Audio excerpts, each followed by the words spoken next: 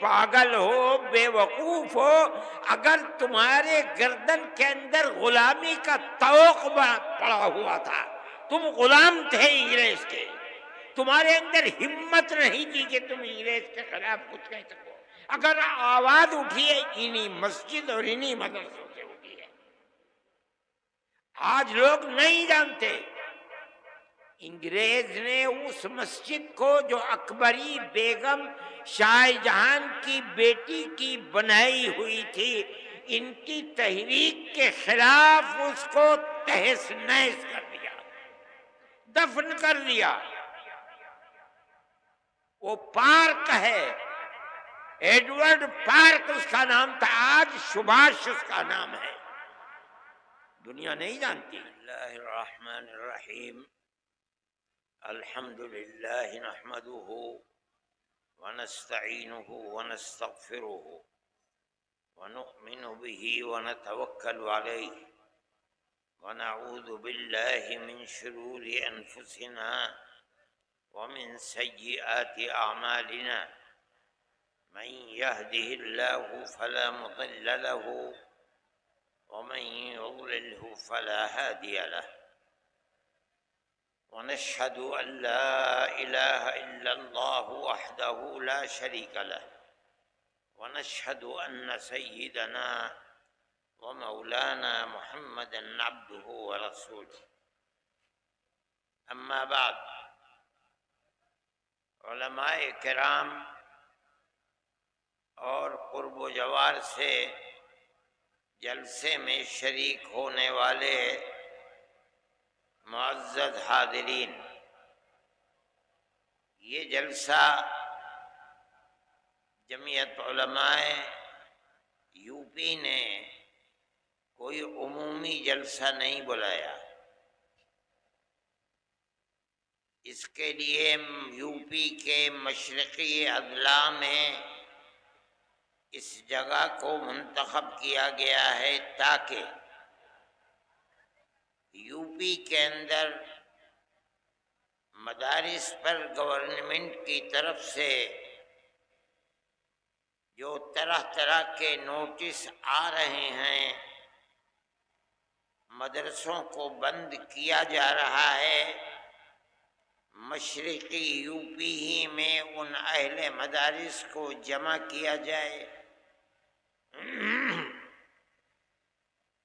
اور اس سلسلے کے اندر کس طرح آگے بڑھا جائے اپنے مدارس کی حفاظت کے لیے، اس طریقہ کار سے انہیں آشنا بنایا جائے۔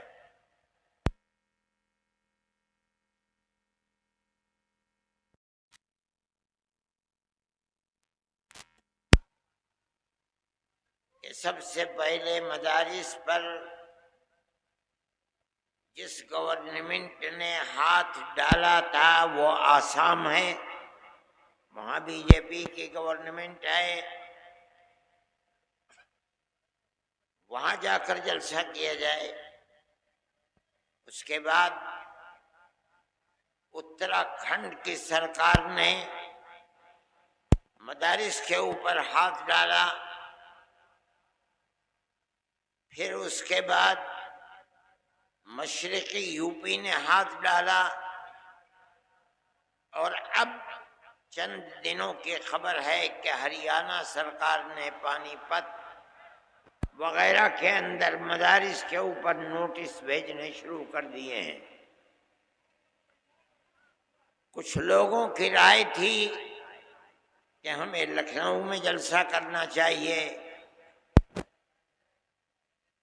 لیکن ہم نے ابتدا کے اندر غور و خوض کر کے، چونکہ بڑے بڑے مدارس کی جگہ یہ صوبہ ہے، ہمارا صوبہ ہے، اس لیے ہمیں پہلے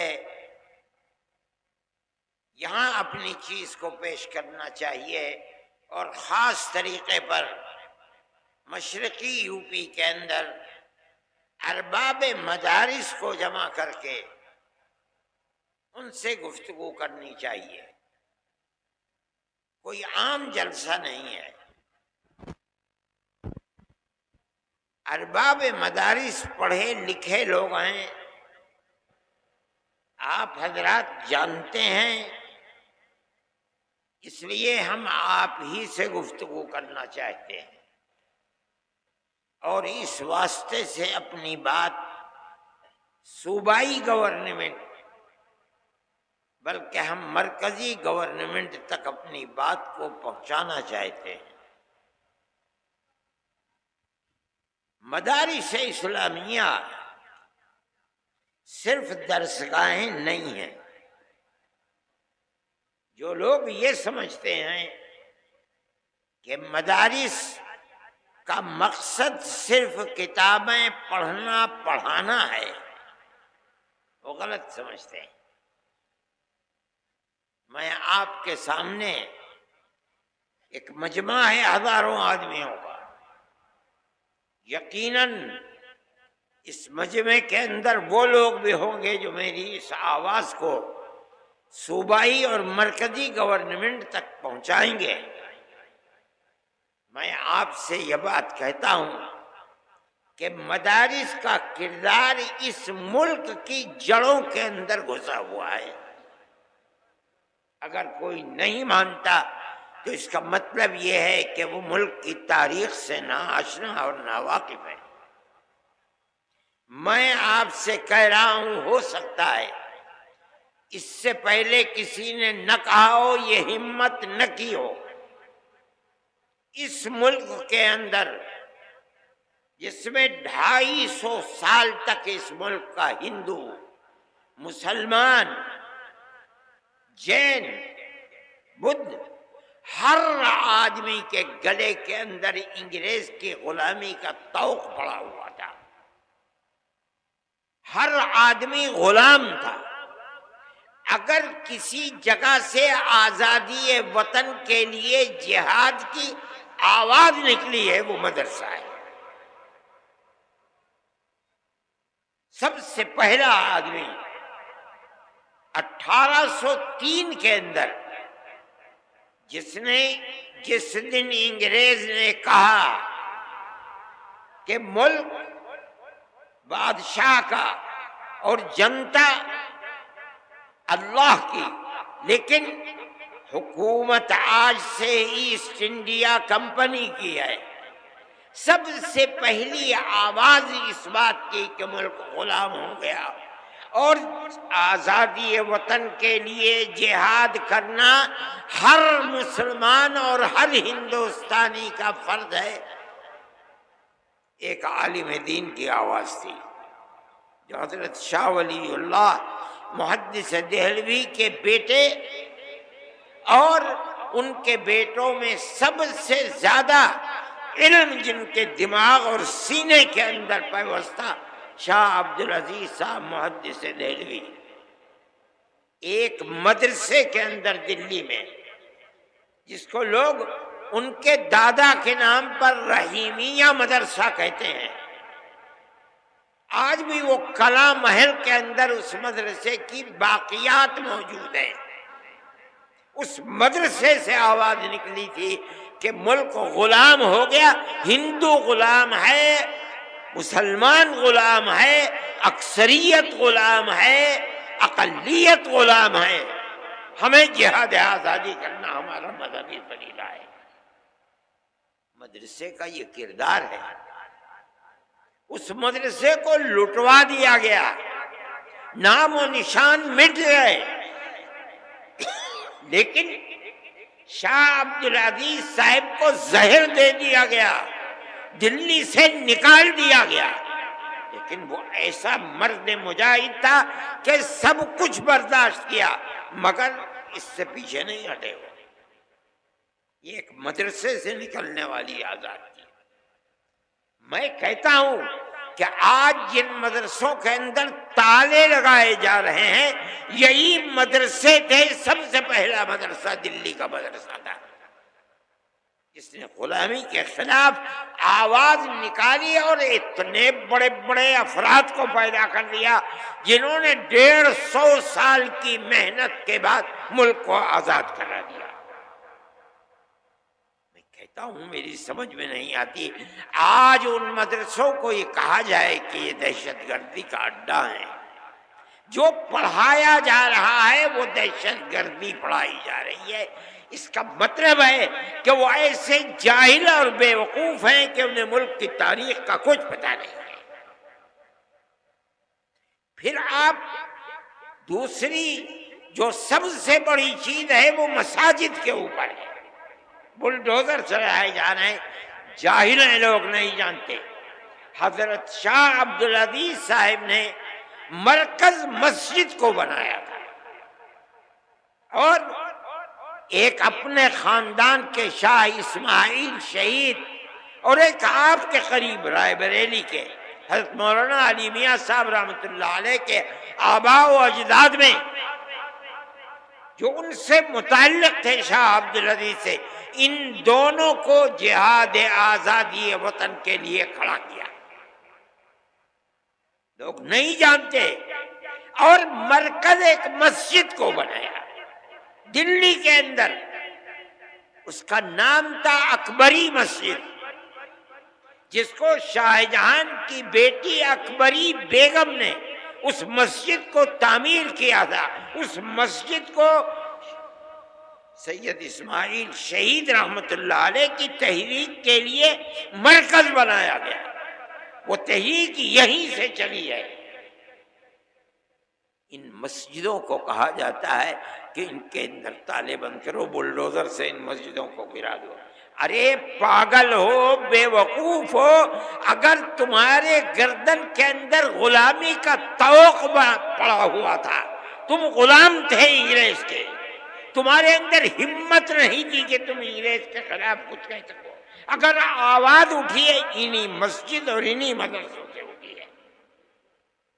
آج لوگ نہیں جانتے، انگریز نے اس مسجد کو جو اکبری بیگم شاہ جہاں کی بیٹی کی بنائی ہوئی تھی، ان کی تحریک کے خلاف اس کو تہس نہس کر دیا، دفن کر دیا۔ وہ پارک ہے، ایڈورڈ پارک اس کا نام تھا، آج سبھاش اس کا نام ہے۔ دنیا نہیں جانتی، جن مدرسوں کو اور مسجدوں کو تم بلڈوزر چلا کر برباد کر رہے ہو، یہی ملک کی آزادی اور غلامی سے نکالنے کی بنیادیں تھی، لوگ نہیں جانتے۔ میں یہ کہتا ہوں کہ کس بنیاد کے اوپر تم ان کی مخالفت کرتے ہو؟ یہی مدرسے تھے کہ اس کے بعد جب تم نے ان مدرسوں کو برباد کرا دیا، انگریز نے برباد کیا، تحریک اپنی جگہ پر رہی، ختم نہیں ہوئی۔ حضرت شاہ اسماعیل شہید رحمت اللہ علیہ اور ان کے ساتھی آزادی وطن کے لیے صوبہ سرحد جو آزاد قبائل ہیں وہاں پہنچ گئے، جہاد کرتے رہے، یہاں تک کہ سن 1832 کے اندر وہ شہید ہو گئے جہاد کرتے کرتے، چھوڑ دیا لوگوں نے، تتر بتر ہو گئے۔ لیکن لوگ واپس آئے، اور آنے کے بعد سن 30-32 سے لے کر سن 57 تک اپنا کام کرتے رہے، یہاں تک کہ 1857 کے اندر انہوں نے پھر دوبارہ جہاد کو بلند کیا، جس کو انگریز نے غدر کا نام دیا۔ اس جہاد کے اندر تاریخ کو اٹھا کر دیکھو،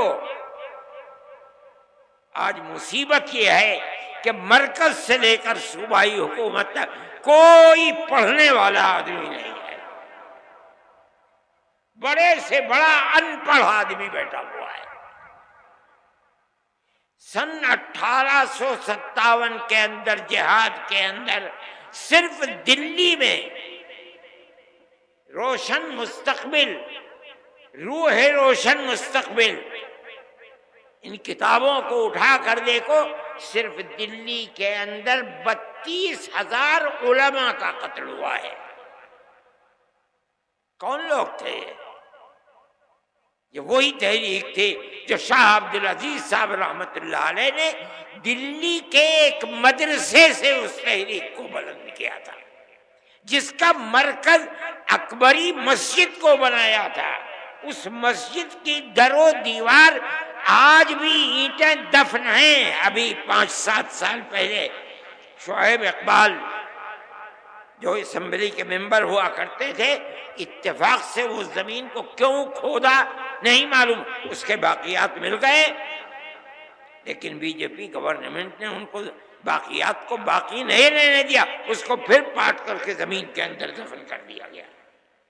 وہ ایک تاریخ تھی۔ یہ مسجدیں اور یہ مدرسے اسی تاریخ کے نمونے ہیں۔ کوئی ہے مائی کا لال بتائے وہ کون سی جگہیں ہیں جہاں سے آزادی وطن اور غلامی کی زنجیر کو نکال کر پھینکنے کے لیے مرکز بنائے؟ کوئی بتا سکتا ہے؟ میں مسلمان ہوں، میں کہہ رہا ہوں، علل اعلان کہہ رہا ہوں، تاریخ کی کتابوں کو پڑھو، اگر غلط کہہ رہا ہوں بتاؤ غلط ہے۔ کیوں مدرسوں کے پیچھے پڑے ہوئے ہو؟ ہمارا تعلق کوئی سیاست سے نہیں ہے۔ پھر دیکھیے، جب 1857 کے اندر 2 لاکھ مسلمان شہید کر دیا گیا، ابھی 1-1.5 مہینہ پہلے، بلکہ 1 ہی مہینہ ابھی ہوا ہے کہ جب وقف کے مسئلے کے اندر پارلیمنٹ کے اندر گفتگو ہوئی تو ایک ہندو بڑی بہترین اردو بولنے والا، میرے اس کے باپ سے تعلقات تھے، جو آسام کا چیف منسٹر تھا، اس کا بیٹا ہے گوگوئی، اس نے تقریر کی، پارلیمنٹ میں کہا کہ 2 لاکھ مسلمانوں نے اپنی جان آزادی وطن کے لیے دی ہے۔ ان لوگوں کے نام لیے جنہوں نے آزادی وطن کے لیے اپنی جان کو قربان کیا ہے، اور یہ ایک حقیقت ہے۔ نتیجہ کیا ہوا اس کا؟ ملک آزاد ہوا۔ کیسے کیسے افراد پیدا کیے۔ دارالعلوم کی بنیاد اسی پر بنی ہے۔ جب 1857 میں خدا کی قدرت آزادی وطن کے لیے جو لوگ کھڑے ہوئے تھے انگریز کے خلاف، ان کے حق میں فیصلہ اللہ کا نہیں تھا، ناکام ہو گئے۔ بچے گھروں کے اندر، باپ شہید کر دیا گیا، کوئی نام لینے والا نہیں ہے، گھر میں کچھ نہیں ہے، بچے بھیک مانگنے کے لیے باہر ہیں، ماں اپنی عزت کو بچائے ہوئے گھر کے اندر بیٹھی ہوئی ہے۔ چرچ کے لوگ نکل رہے ہیں، ان بچوں کا ہاتھ پکڑ رہے ہیں، ہمیں دو بچے کو، ہم اسے مفت پڑھائیں گے، مفت لکھائیں گے، مفت کپڑے دیں گے پہننے کے لیے، پڑھا کر کے ملازمت دیں گے، یہ اپنے پیٹ کو بھی پالے گا، تمہارے پیٹ کو بھی پالے گا۔ اس صورتحال کو جب عام معافی کا اعلان ہوا اور ان مدرسوں کا بنیادی کردار رکھنے والے حضرت نانوتوی اور حضرت گنگوہی اور ان کی جماعت نے دیکھا تو بیٹھ کر میں مدرسوں کے بنانے کا فیصلہ کیا، اور ٹھیک 9 سال کے بعد سن 1866 کے اندر دارالعلوم کی بنیاد ڈال دی۔ اس بنیاد کے بعد سب سے پہلی شخصیت جو سامنے آئی ہے وہ حضرت شیخ الہند رحمۃ اللہ علیہ کی شخصیت کہی جاتی ہے۔ ان کے شاگردوں کے شاگرد یہ لوگ ایسے تھے کہ جن کے رگو پے کے اندر خون تھا، اور وہ خون آزادی وطن کا تھا۔ وہاں سے پھر آزادی کی تحریک، چین سے نہیں بیٹھے، 2 مرتبہ شکست ہوئی۔ ایک مرتبہ تو وہ شکست ہوئی جس کے اندر شاہ عبدالعزیز صاحب کے 2 شاگرد تھے، اور ایک مرتبہ 1857 کی شکست۔ اس کے بعد انہوں نے دارالعلوم دیوبند کی بنیاد ڈالی۔ کس لیے؟ حضرت شیخ الہند رحمۃ اللہ علیہ فرمایا کرتے تھے کہ حضرت الاستاد حضرت نانوتوی رحمۃ اللہ علیہ نے جس لیے دارالعلوم کی بنیاد رکھے میں اسے جانتا ہوں. صرف کتابوں کا پڑھانا نہیں تھا بلکہ غلامی کی زنجیروں کو توڑ کر پوری قوم ہندو مسلم کی قوم کو زندہ و آزادی کے ساتھ ملک میں جینے کا حق دلانا تھا. یہی بنیاد تھی کہ وہ تنہا نہیں بیٹھے، انہوں نے اپنے شاگردوں کو لیا. دارالعلوم کی بنیاد جس مقصد کے لیے پڑی وہ یہ مقصد تھا. پھر ایک مدرسہ نہیں، اس مدرسے سے 50 سال کے اندر سن 66 سے لے کر تقریباً 80 سال کے اندر ہزاروں مدرسے ملک کے اندر بنا دیے گئے، یہاں تک کہ سن 47 کے اندر ملک آزاد ہو گیا. ان مدرسوں کی بنیاد کیا تھی؟ آزادی وطن بنیاد تھی. غلامی کی زنجیروں کو توڑنا تھا، یہی بنیاد تھی کہ حضرت شیخ الہند رحمۃ اللہ علیہ نے آخری سانس ملک کی آزادی کے لیے انہوں نے اور ان کے شاگردوں نے، مفتی کفایت اللہ صاحب شاہجہاں پوری، حضرت مدنی، انور شاہ کشمیری، اور اس کے بعد ان کے شاگرد، یہاں تک کہ ملک سن 47 کے اندر آزاد ہو گیا. اور حضرت شیخ الہند رحمۃ اللہ علیہ کے اندر اللہ نے آزادی وطن کے لیے کتنی طاقت رکھی تھی اور کیسا جذبہ تھا، ایسے افراد دنیا کے اندر کم ملتے ہیں. حضرت جب واپس آئے مالٹا کی جیل سے سن 1919 کے اندر، بلکہ سن 1920 کے اندر، جمعیت علماء 19 میں قائم ہوئی اور 20 میں حضرت شیخ الہند مالٹا کی جیل سے ہندوستان واپس آئے ہیں. تو ریاست بہاولپور کے ان کے جو سب سے قریبی آدمی تھے، گویا کہ وزیر اعظم تھے، سر رحیم بخش، انگریز نے ان کو سر کا خطاب دیا تھا، انگریز نے ان کو بھیجا تاکہ حضرت شیخ الہند سے ملے اور یہ کہیں کہ حضرت آپ چلے گئے، دارالحدیث دارالعلوم دیوبند کی سونی ہو گئی، لوگ آپ کے پاس آ کر کے تصوف کی مشق کیا کرتے تھے، ذکر الہی میں مشغول تھے، وہ بھی سلسلہ ختم ہو گیا. اب آپ چند روز ہے، خدا جانے کتنے دن کی زندگی ہے، آپ ایک جگہ بیٹھ جائیے. آپ نے پوری کوشش کر لی انگریز کو ہٹانے کے لیے، مگر انگریز حکومت تو اپنی جگہ سے ٹس سے مس ہوئی نہیں ہے. تو پھر آپ کو اپنی زندگی، وہ کام جو آپ کے بعد ختم ہونے کو ہیں، انہیں پھر دوبارہ زندہ کرنا چاہیے. وہ بوڑھا آدمی جو وہاں سے آنے کے بعد 1 سال اور کچھ مہینے زندہ رہ سکا، اس نے کیا جواب دیا؟ اسی مدرسے سے نکلے ہوئے لوگ تھے. انہوں نے کہا آپ اپنی بات پوری کر چکے؟ کہا کر لی. کبا فرمایا کہ میں بوڑھا ہو گیا، جس سرزمین پر انگریز کی حکومت ہے وہاں جینا تو جینا، اس سرزمین پر مر کے دفن ہونا بھی مجھے گوارا نہیں ہے. میں تو ہندوستان صرف اس لیے آیا ہوں کہ میں آ کر اعلان کروں کہ انگریز کی غلامی حرام ہے. میں بوڑھا ہو گیا، میرے پیروں میں چلنے کی طاقت نہ رہی اگر، تو میں اپنے شاگردوں سے کہوں گا کہ مجھے ایک چارپائی پر لٹا دیں اور اپنے کاندھوں پر لے کر ملک کے گاؤں گاؤں جائیں اور میں ہر گاؤں میں یہ اعلان کروں کہ انگریز کی غلامی حرام ہے. یہ تڑپ کس میں پیدا ہوئی؟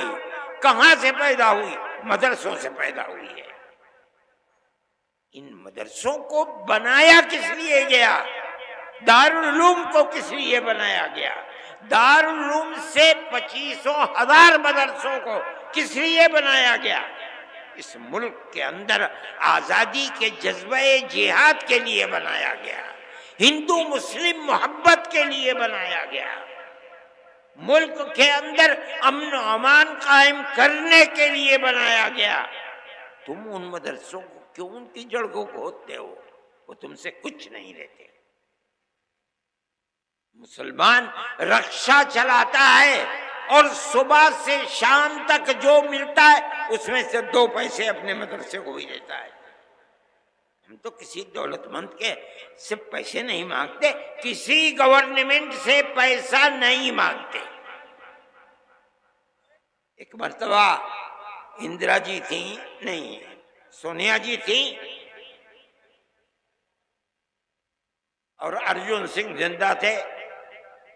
انہوں نے اور سہیل صدیقی، جن کو پارلیمنٹ نے کالج اور یونیورسٹیوں کے اقلیتی کردار کے لیے ان کو امین بنایا تھا، وہ بھی تھے۔ ان سب نے مل کر کے ایک کمیٹی دلی کے اندر بنائی۔ انہیں لوگ مل بھی گئے، کچھ لوگ تھے، مولوی فضیل تھے گورکھپور کے، اور دوسرے لوگ انہیں مل گئے، انہوں نے بلا لیا۔ مجھے بھی بلایا مگر میں بھول گیا۔ مجھے ایک صاحب نے کہا کہ بھائی انہوں نے بلایا تو تم گئے نہیں۔ مجھے یاد آیا، میں فوراً گھر میں گیا، بریف کیس میں ایک جوڑی کپڑا رکھا، اور ایک گاڑی 10 بجے جاتی تھی، میں اس گاڑی میں سوار ہو کے دلی پہنچ گیا۔ صبح کی میٹنگ تو ختم ہو گئی تھی، ظہر کے بعد 2 بجے کی میٹنگ تھی، میں بریف کیس اٹھا کر کے وہاں چلا گیا، جا کے بیٹھ گیا۔ انہوں نے مجھے دیکھا تو اسٹیج کے اوپر بلا لیا، جلسہ شروع ہو گیا، میرا نام آیا تو میں کھڑا ہو گیا، اور میں نے کہا کہ مدارس کے سلسلے میں آپ جو تحریک چلا رہے ہیں کہ مدارس مدرسہ بورڈ سے ملحق ہو، اور آپ 800 کروڑ کا بجٹ بھی لے کر کے آ گئے، آپ کیوں یہ چاہتے ہیں؟ آپ کو مدرسوں کی کردار کا پتہ ہے کہ مدرسوں نے کیا کیا ہے۔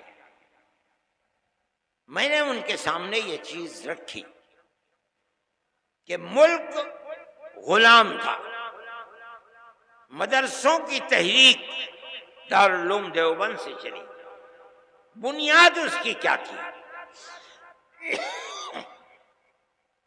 آپ سے وہ 2 پیسے نہیں چاہتے،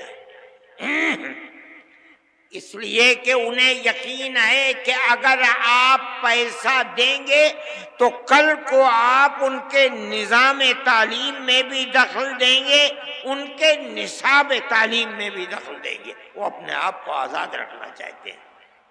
ارجن سنگھ کہنے لگے کہ ہم وعدہ کرتے ہیں کہ ہم دخل نہیں دیں گے۔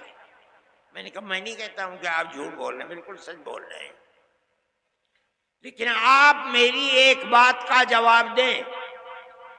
ابھی الیکشن کے اندر 2 سال باقی ہیں، 3 سال گزر چکے، اقتدار کی کرسی پر آپ بیٹھے ہیں، آپ کہہ رہے ہیں کہ ہم دخل نہیں دیں گے۔ کیا آپ مجھے گارنٹی دے سکتے ہیں کہ 2 سال کے بعد جو اگلا الیکشن ہوگا آپ ہی جیت کر آئیں گے؟ کہنے لگے نہیں، گارنٹی نہیں دے سکتے۔ میں نے کہا ٹھیک کہتے ہیں، آپ تو 2 سال کی بھی گارنٹی نہیں دے سکتے، اور میں مدرسے کا آدمی ہوں، میں اپنے دل کے اندر یہ ارمان رکھتا ہوں کہ اگر اللہ نے مجھے قیامت تک کی زندگی دی تو میں قیامت تک مدرسے کو زندہ رکھوں گا۔ میرا آپ سے کیسے ساتھ ہو سکتا ہے؟ اس لیے میں جمعیت علماء کے پلیٹ فارم سے کہتا ہوں، ہم کل بھی مخالف تھے گورنمنٹ کی مدد کے، آج بھی مخالف ہیں، اور جب تک زندہ رہیں گے مخالفت کرتے رہیں گے۔ ہمیں آپ کی کیا ضرورت ہے؟ مدرسہ ہماری دنیا نہیں ہے، ہمارا دین ہے۔ جس طرح مسجد ہمارا دین ہے، اسی طرح مدرسہ بھی ہمارا دین ہے۔ اگر مسجد میں نماز پڑھی جاتی ہے، مدرسے میں نماز پڑھنا سکھلایا جاتا ہے۔ اگر مسجد میں قرآن پڑھا جاتا ہے، مدرسے میں قرآن پڑھنا سکھلایا جاتا ہے، دونوں ایک چیزیں ہیں۔ جب ہم مسجد میں آپ سے کوئی مدد نہیں لیتے، ہم مدرسے میں کیوں آپ سے مدد لیں؟ ہم نہیں آپ سے مدد لینا چاہتے ہیں۔ میں نے یہ بات کہی، میرے آدمی تھے وہاں بہت، لیکن صبح سے جو سن رہے تھے سب خاموش بیٹھے ہوئے تھے۔ میرے بعد ایک اور صاحب کھڑے ہوئے، پہلے تو انہوں نے یہ کہا کہ آپ نے مجھے وقت دیا اور ارشد کے بعد وقت دے دیا۔ میں نے کہا آپ مطمئن رہیں، آپ نے میری بات سنی ہے، میں آپ کی بات سنوں گا، کوئی میں نقد نہیں کروں گا، میرے اندر یہ ہمت ہے۔ انہوں نے بولنا شروع کیا۔ تھوڑی دیر کے بعد جیسے انہوں نے کہا کہ مدرسوں نے اپنے کردار کو ختم کر دیا، بس وہ تو سارے لوگ کھڑے ہو گئے اور نکالو اور مارو اور بھگا دو یہاں سے۔ میں نے سہیل صدیقی کے اوپر ہاتھ رکھا، میں نے کہا بھائی اچھا میں جا رہا ہوں، پکڑ لیا مجھے، خدا کے لیے مت جاؤ، اس مجمع کو ہم قابو میں نہیں کر پائیں گے۔ میں نے انہیں سمجھایا، وہ بیٹھ گئے۔ میں یہ بات کہتا ہوں کہ گورنمنٹ کی طرف سے کوئی بھی ایسی بات جو مدرسے اور مسجدوں کے اوپر کوئی زنجیر باندھنے کی چیز ہے، کیوں ہو رہا ہے؟ مدرسوں نے تو اس ملک کی آزادی کے لیے سب سے پہلی آواز مدرسوں نے اٹھائی ہے۔ وہ مسجد جس کو انگریز نے مکمل تباہ کر دیا، اکبری مسجد، کیا ہوا تھا وہاں؟ غلامی کی زنجیر کو توڑنے کی تحریک وہاں سے چلی تھی۔ آج بھی اگر زمین کو کھودو گے ایڈورڈ پارک کی تو وہاں سے وہ ان کی دیواریں مل جائیں گی۔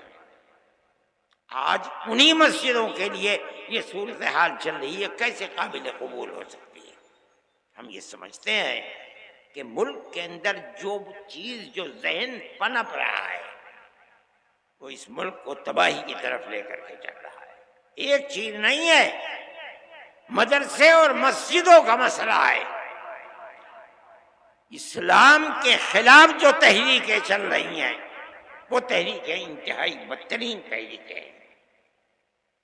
سب سے پہلا مسئلہ ہے طلاق، ہم اس کے اوپر خاموش رہے، ہم گورنمنٹ کے مقابلے میں نہیں آئے۔ ہم نے یہ سوچا کہ بھئی ایک چیز ہے، چلو جس کے دل کے اندر ایمان ہے وہ اسلام کے قانون پر عمل کرے گا، جو کورٹ میں جائے گا کورٹ اس کے لیے فیصلہ کرے گا۔ لیکن اس کے بعد اسلام کے نظام کو درہم برہم کرنے کے لیے آگے آ گئے۔ اتراکھنڈ کے اندر یہی صورتحال چل پڑی۔ پھر چلیے اتراکھنڈ کے اندر چل رہی تھی، مرکزی گورنمنٹ نے اس کے سلسلے میں تمام ادیان کو ملا کر کے ایک نیا دین بنانے کی بات کو شروع کر دیا۔ ہم اس کے مخالف تھے۔ دستور کے اندر جو ہندوستان کا دستور ہے، جمعیت علماء، ہمارے اکابر شیخ الہند مولانا ابوالکلام آزاد، مولانا حفیظ الرحمان صاحب، جو لوگ پارلیمنٹ کے اندر گھسے ہوئے تھے، اور جمعیت علماء برابر جیسے جیسے آزادی وطن کی چیز سامنے آ رہی تھی ہمیشہ عہد لیتی چلتی تھی، ہم سے وعدہ کرو کہ ملک آزاد ہوگا، جو گورنمنٹ بنے گی، جو دستور بنے گا وہ سیکولر دستور ہوگا۔ اور کانگریس ہم سے وعدہ کرتی چلتی تھی۔ میرے پاس تحریریں موجود ہیں کہ جن کے اندر موتی لال نہرو، جواہر لال نہرو، گاندھی جی، کانگریس کی ورکنگ کمیٹیوں کی تجاویز ہیں۔ وہ کہتے ہیں کہ ہم یقین دیتے ہیں کہ مسلمانوں کا مذہب، مسلمانوں کے اوقاف، مسلمانوں کی مسجدیں، مسلمانوں کے امام باڑے، ان کی زبان، ان کا کلچر، ایک لمبی فہرست ہے، ہر چیز محفوظ رہے گی۔ ملک آزاد ہو گیا۔ آزاد ہونے کے بعد ملک کا دستور بنا۔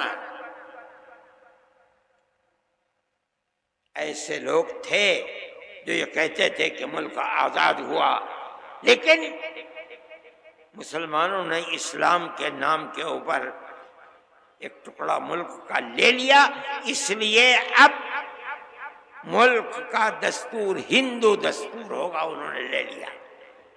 جمعیت علماء تھی جو لے کر کے بیٹھ گئی۔ ہم نے ملک کو تقسیم نہیں کرایا، ہمارے اوپر جوتوں کے ہار ہمارے گلوں کے اندر پڑے، ہمیں مارا گیا، لیکن ہم نے جس چیز کو صحیح سمجھا تھا ملک کی تقسیم کی مخالفت کی۔ ہم پاکستان نہیں گئے، اگر ملک کی تقسیم پر دستخط کیے تم نے دستخط کیے، ہم نے دستخط نہیں کیے۔ اگر قصور ہے تمہارا قصور ہے، ہمارا قصور نہیں ہے۔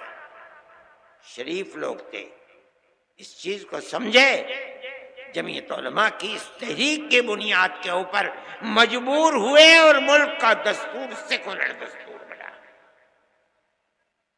دفعہ 25، 26، 29 لا کر رکھی گئیں، جن کا حاصل یہ ہے کہ ملک کی ہر اقلیت کو، چاہے وہ زبانی اقلیت ہو چاہے مذہبی اقلیت ہو، اپنے مذہب کے مطابق اپنے ادارے بنانا، ادارے بنا کر چلانا، ہر چیز جائز ہے اور بلا کسی کھٹکے کے جائز۔